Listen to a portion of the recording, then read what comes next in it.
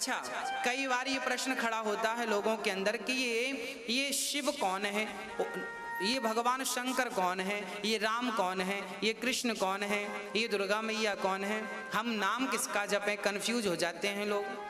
दुर्गा जी का नाम जपें कि राम जी का नाम जपें कि शंकर जी का नाम, क्या नाम जपें? कोई राम राम जपने को कहता है, कोई कृष्ण कृष्ण जपने को कहता है, कोई नारायण नारायण जपने को कहता है, कोई ओम नमः शिवाय जपने को कहता है, तो कोई दुर्गा माँ की उपासना बता के चला जाता है। अब लोग कंफ्यूज हो जाते हैं कि जपें तो जपें क्या, पूजा करें तो करें किसकी, जाएं तो जाएं किस मार्ग पर जाएं, कुछ समझ नहीं आता। आइए हम थोड़ा सा समझने का प्रयास करते हैं कि हमें क्या करना चाहिए। आज भागवत के प्रथम अध्याय के प्रथम श्लोक जो महात्म्य है उसमें ही स्पष्ट हो गया है कि सच्चिदानंद रूपाय विश्वोत्पत्त्यादि हेतवे। अब यहाँ से स्पष्ट ये हो रहा है कि भगवान कौन है। ऐश्वर्यस्य समग्रस्य धर्मस्य यशः श्री ज्ञान वैराग्य और चैव षड्नाम भगितीर्णः, जिसमें 6 गुण हो वो भगवान है। हाँ भाई, जिसमें बल अधिक हो से बलवान कहते हैं, जिसमें धन अधिक हो से धनवान कहते हैं, और जिसमें भग हो उसे भगवान कहते हैं। भग मतलब 6 चीजों के समूह को भग कहते हैं। जैसे बलवान, बलवान, धनवान, ऐसे भगवान। तो जिसमें 6 चीजें हो, जिसमें ज्ञान हो, ज्ञान कैसा, जिसके ज्ञान से दुनिया को ज्ञान, वैराग्य को भी ज्ञान होता हो, वो ज्ञान। जिसको वैराग्य कैसा हो, ज्ञान कैसा, भगवान कृष्ण को वैसा ज्ञान था कि उद्धव श्री अर्जुन जी को गीता का ज्ञान दे करके उसके अंदर का, अर्जुन के अंदर का सारा ज्ञान हरण कर लिया बहुत कम समय में। तो भगवान के अंदर क्या भरा है, ज्ञान। कैसा ज्ञान, शुद्ध विशुद्ध ज्ञान। कि अर्जुन के जो मोह का पर्दा था, मोह का अंधकार था, उसे समाप्त करने में 2-4 दिन नहीं लगे, बहुत जल्दी हो गया। तत्रा भवद भगवान व्यासपुत्रो, स्वयं भगवान सुखदेव बनकर आए और परीक्षित के अज्ञान को मिटा करके उन्हें परमात्मा की प्राप्ति करा दी केवल 7 दिन में। ऐसा ज्ञान। अच्छा, वैराग्य क्या है, भगवान कृष्ण के सामने 56 करोड़ यदुवंशी आपस में लड़कर मर गए और भगवान श्री कृष्ण मुस्कुराते रहे। अपनों को मरता देख भाई कौन मुस्कुराता है, पर भगवान के अंदर वैराग्य था। वैराग्य को भी जो वैराग्य देते हो उनका नाम परमपिता परमात्मा भगवान नारायण, वह कृष्ण, वह राम। कैसे वैरागी, अब आपने अभी रामायण का सीरियल आप सभी ने देखा होगा। हाँ, उसमें कितना सुंदर एक प्रसंग था कि जब भगवान श्री राम की लीला पूरी हुई, उसके बाद एक दिन राम जी एक कमरे में मीटिंग कर रहे थे। यमराज स्वयं मंत्रणा करने आए।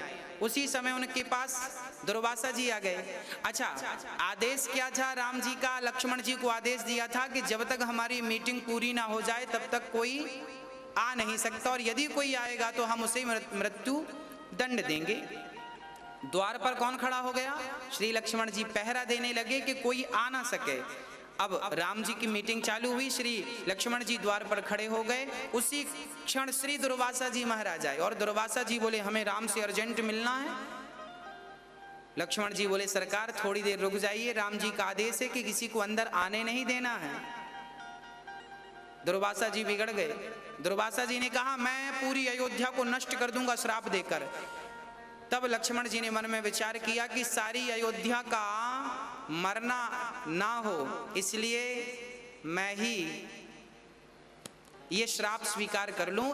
तो कैसे, राम जी की आज्ञा का उल्लंघन करके श्री लक्ष्मण जी, आज पहली बार श्री लक्ष्मण जी ने राम की आज्ञा का उल्लंघन किया, वो भी इसलिए क्योंकि पूरी प्रजा संकट में आ गई। कहीं दुर्वासा जी श्राप देकर पूरी प्रजा अवध वासियों को नष्ट ना कर दें, इसलिए लक्ष्मण जी बीच में गए और राम जी से कहा कि आपका दर्शन करने के लिए दुर्वासा जी आए हैं। राम ने कहा लक्ष्मण क्या तुम्हें पता नहीं था कि बीच में आओगे तो तुम्हें मरना पड़ेगा, जल समाधि लेना पड़ेगा।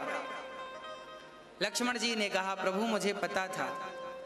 और अंत में क्या हुआ, राम के अनन्य प्रेमी राम के साथ रहने वाले वनवास में ये वही राम है। जब लक्ष्मण को संजीवनी, जब लक्ष्मण को लक्ष्मण शक्ति लगी, मेघनाथ ने मारा, तब राम जी कितने रो रहे थे, मेरे लक्ष्मण यदि तुम जीवित ना हुए तो अब राम ना तो रावण को मारेगा, ना तो लंका जीतेगा, ना सीता की अपेक्षा है और ना ही अब अयोध्या की अपेक्षा है। अब तो मैं भी तुम्हारे साथ प्राण दे दूंगा।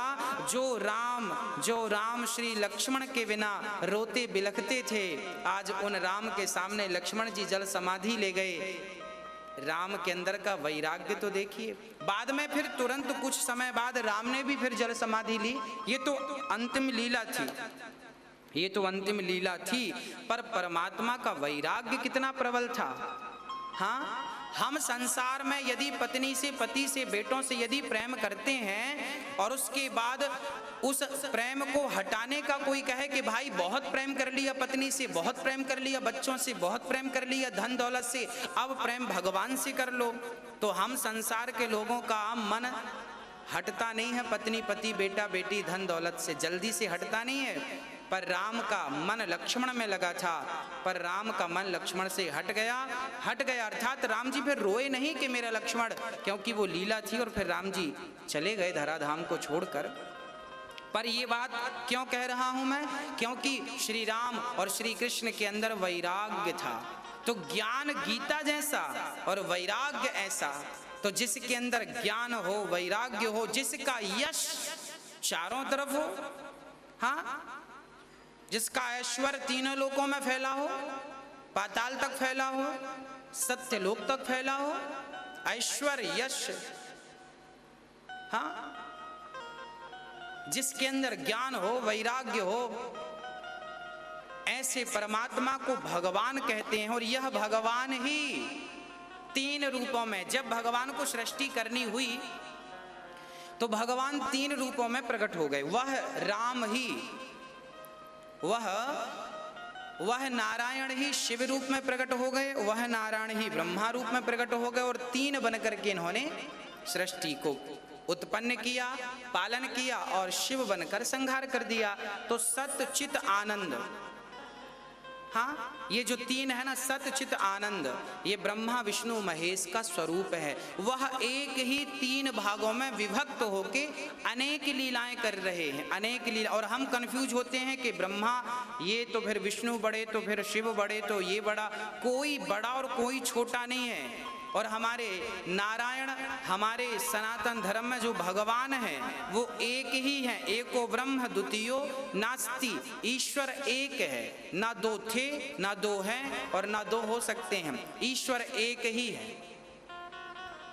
वह एक ही जब संकल्प लेते हैं तो एको हम बहुत श्यामा, एक ही बहुत हो जाते हैं, एक ही बहुत बन गए। ये संकल्प मात्र की लीलाएं हैं। तो परमात्मा सच्चिदानंद रूपाय विश्वोत्पत्ति आदि है, तब वो विश्व की उत्पत्ति, पालन और संहार करते हैं।